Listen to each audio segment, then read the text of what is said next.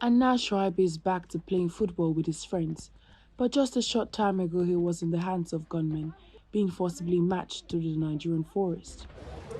Last week, security forces rescued 344 boys who had been abducted from their school in the northwestern Katsina state.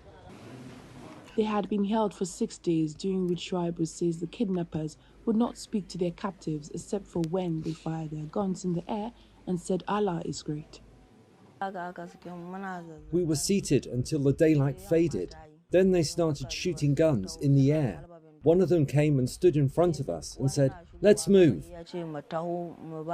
We reached a place after a certain time trekking, and they said, "We should stop here."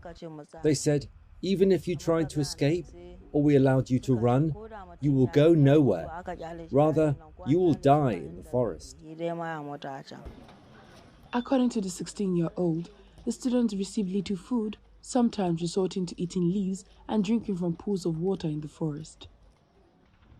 The incident had stoked anger over insecurity that had gripped much of the country and invoked memories of Boko Haram's 2014 kidnapping of more than 270 schoolgirls in the northeastern town of Chibok.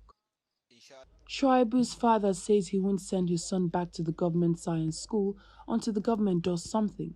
Nobody will send back his son in that school without proper security.